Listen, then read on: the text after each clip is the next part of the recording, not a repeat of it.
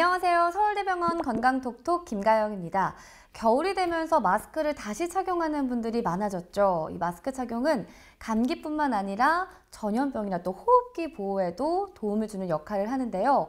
폐를 보호하는 데 도움을 주기도 합니다.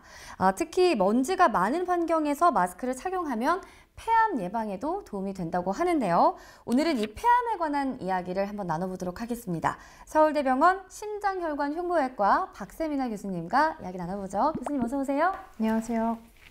잠깐! 최신 의학 정보 놓치지 않으려면 구독하고 까영! 교수님, 암이라고 하면 사실 덜컥 겁이 나는 게 있거든요. 특히 상대적으로 폐암하면 더 무시무시하게 느껴지는 게 있는데 실제로도 폐암이 조금 더 위험한가요? 그럼요. 다른 암종, 그러니까 우리나라에서 많이 걸리는 위암, 대장암, 유방암 등에 비해서는 생존율이 확연히 낮은 게 맞습니다. 그리고 암 사망률 1, 2위를 다툴 정도로 아주 생존율이 높지 않고요. 하지만 예전보다는 훨씬 생존율이 높아졌습니다. 2000년대 초반에는 10%였던 것에 비해서 2022년 발표된 거에 따르면 2016년하고 2022년 사이에 남자 생존율은 약 30% 정도 되고 여성 생존율은 50% 정도로 보고되어 있어서 이전에 비하면 확실히 좋아지고 있습니다. 네. 그럼 평균적으로 대략 한 36% 정도 되는 것 같은데요. 확실히 10%보다는 생존율이 높아지긴 했지만 그럼에도 불구하고 낮아 보이긴 하거든요. 다른 주요 암들의 상대 생존율이 보통 70%를 넘어가니까요.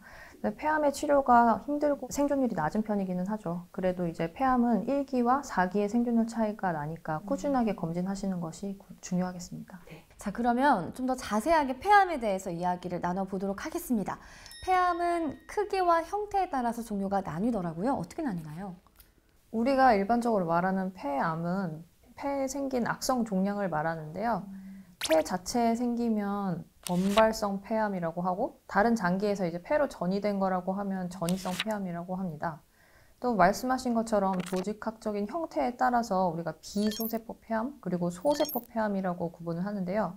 전체 폐암의 85% 정도를 우리가 비소세포 폐암이 차지하고 나머지 15% 정도는 소세포 폐암으로 분류가 됩니다. 네, 선생님 얼핏 들어도 비소세포 폐암의 비율이 훨씬 높다는 걸 알 수가 있는데요. 비소세포 폐암의 특징이 있을까요? 비소세포 폐암이 소세포 폐암에 비해서 그 성장 속도가 훨씬 느린 편이고요. 그래서 초기라고 하면은 수술로 완치가 가능하고, 물론 소세포 폐암의 경우에도 아주 초기인 경우에는 수술적 치료에 적응증이 됩니다. 현실적으로 저희가 전체 폐암을 봤을 때 수술을 할 수 있는 환자분들이 4분의 1 정도, 그리고 아무리 많이 잡아봐야 한 3분의 1 정도밖에 안 되기 때문에 처음 진단이 굉장히 중요하고요.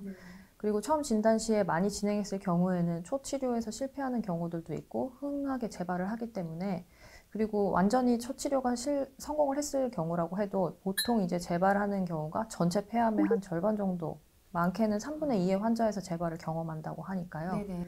그래서 대체로 이제 폐암 환자분들 같은 경우에는 폐암과 관련된 사망이 주요 원인이 되겠고, 재발하는 시기는 초치료, 그러니까 뭐 수술을 받고 나서 한 2년 전후에서 가장 많이 재발하는 걸로 알려져 있습니다. 자, 그렇다면 소세포 폐암에 대해서도 좀 알아볼까요?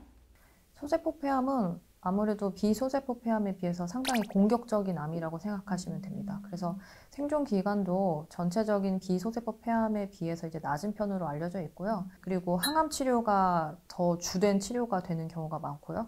그래도 이제 최근에 좋은 약들이 많이 이제 개발이 되면서 소세포 폐암도 좀 적극적으로 하게 되고, 하지만 이제 비소세포 폐암에 비해서는 상당히 성적이 나쁘기 때문에 5년 생존율이 훨씬 더 낮은 걸로 알려져 있어요. 네, 그러니까 왜 악명 높은 암인지를 더 피부로 와닿게 또 설명을 해주시는 것 같습니다. 사실 제일 중요한 건 폐암에 애초에 걸리지 않는 거잖아요. 근데 이 흡연과 폐암은 또 뗄래야 뗄 수 없는 것 같은데 실제로도 흡연이 폐암에 좀 영향을 많이 끼치나요? 폐암을 일으키는 아주 확실하게 알려져 있는 요인은 흡연이고요. 그리고 그 중에는 직접적인 흡연도 포함하고 간접 흡연도 포함하고 있습니다. 그래서 직접 흡연을 하게 되면 약 13배 정도 발생 확률이 더 높아지는 걸로 돼 있고, 장기간 그렇게 간접 흡연을 한 경우에도 발생 위험이 높아지는 걸로 알려져 있어요. 네네. 그렇군요. 아까 상대 생존율에 대해서도 말씀해 주셨는데 여자가 50%대인 거에 비해서 남자는 30%대더라고요. 이것도 흡연과 관련이 있을까요? 아무래도 이제 흡연과 관련해서 발생하는 이제 암의 종류도 달라지고, 그리고 여성 환자들이 남성 환자에 비해서 치료 후의 예후가 더 좋습니다. 특히나 이제 우리나라 환자분들 경우에는 비흡연 여성 폐암이 매우 많기 때문에 또 그분들은 이제 수술적 치료를 하고 나서 재발했을 때도 쓸 수 있는 약들도 많아서 훨씬 더 생존율이 높아요.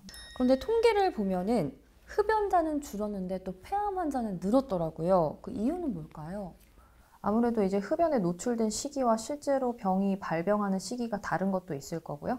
그리고 앞서 말씀드렸다시피 비흡연자 폐암이 우리나라에 지금 많이 늘고 있고, 특히나 이제 그런 저설량 CT가 많이 도입이 되면서 조기에 발견되는 경우들이 많이 있거든요. 이렇게 다양한 원인 때문에 흡연율과 실제로 폐암의 발생률이 일치하지 않는 경우가 있습니다. 네. 말씀해주신 환경도 있지만 가족력과 유전에 대해서 또 걱정하시는 분들도 많이 계시거든요. 이 폐암은 가족력의 영향을 많이 받을까요? 가족력이 확실하게 밝혀진 암들이 몇 가지가 있는데요. 사실은 폐암의 경우에는 가족력이 반드시 있다고 얘기하기는 조금 어렵지만, 이제 다른 나라에서 이제 진행되고 있는 연구들을 보면 확실히 어느 정도의 경향성은 좀 있는 걸로 보여집니다. 네. 특히나 이제 비흡연자의 폐암에 있어서 가족력이 있는 경우들이 종종 있거든요. 근데 이게 우리가 가족분들 중에 폐암이 있다고 해서 반드시 나머지 가족분들이 이제 검사를 해야 되고 이런 건 아니지만, 다른 나라에서 이루어지고 있는 연구들을 보면 약간의 위험도는 있지 않을까 추정하고 있는 정도입니다. 그렇군요. 서울대병원 건강톡톡, 오늘은 폐암에 대해서 간단하게 알아봤는데요. 다음 시간에는 폐암의 치료법에 대해서 알아보도록 하겠습니다. 다음 시간도 함께 해주세요. 오늘 함께 해주신 박세민아 교수님 감사드립니다. 자, 그럼 저는 이제 까요!